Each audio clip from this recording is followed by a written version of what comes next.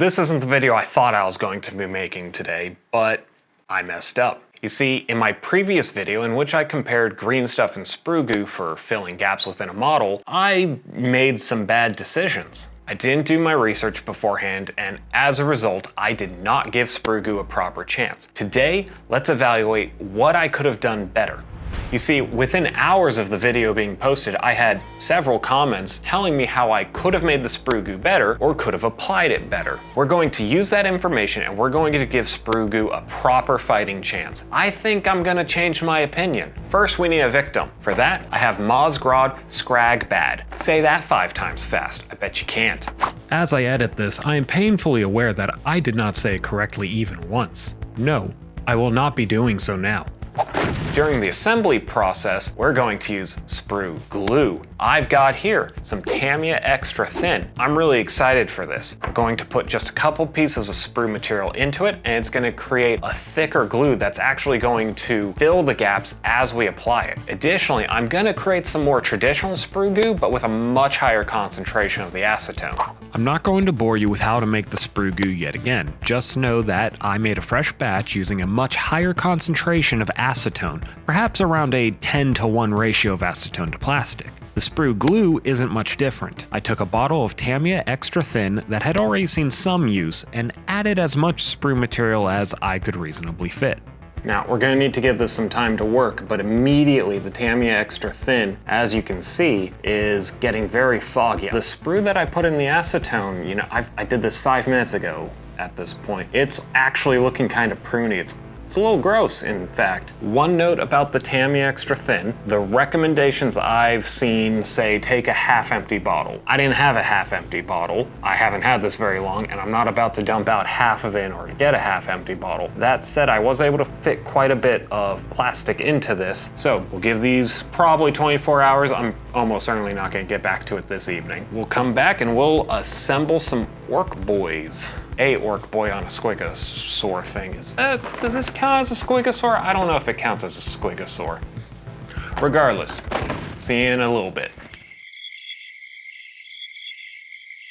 So I've allowed the spruce to sit overnight, and they've completely melted and settled on the bottom. What I'm immediately noticing is it doesn't flow very well. This is in spite of the higher concentration, so what I'm gonna do, agitate it a bit.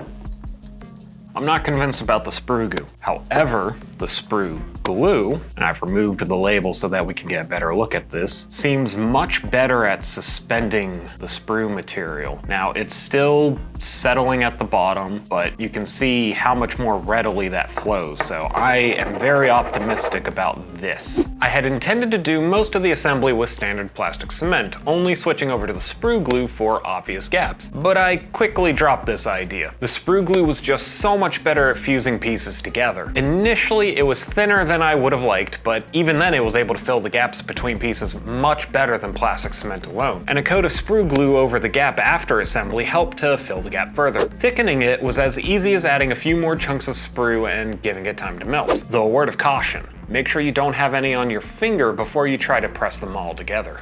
Oof. It's not long before we come to the egregious gap on the model that prompted me to go through this whole journey with the Sprue goo, green stuff, and Sprue glue in the first place. Gaps like this are why we dry fit. You know, apart from making sure the pieces fit together in the first place.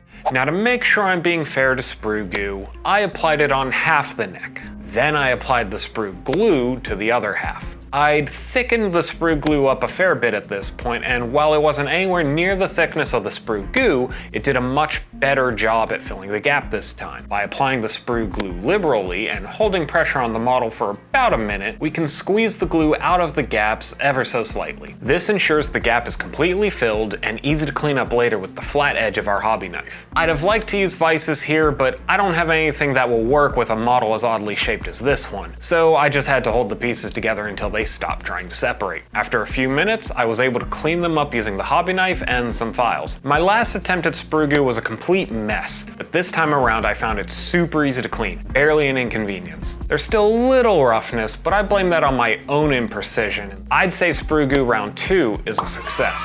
As for the Sprue glue, it's still curing, but you can see the gap is no longer a black crevice of shadows. Now I think had I had clamps to keep the pieces together until the curing was done, or if I had used an even thicker mixture, we'd see better results. But I'm still happy with this. We'll see what priming the model brings us.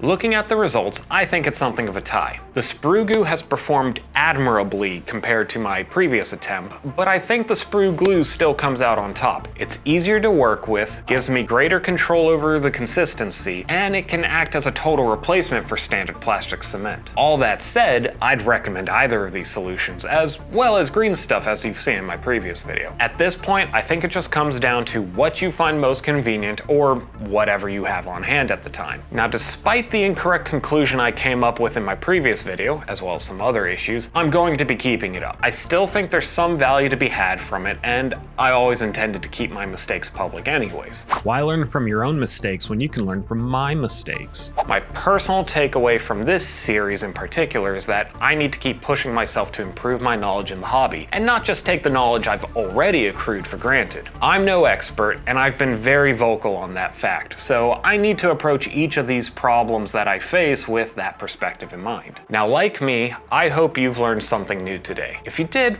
think about leaving a like, as it really helps me out. And please, I encourage you to continue commenting with any advice on how I can improve my workflow. I refuse to make a follow-up to this follow-up.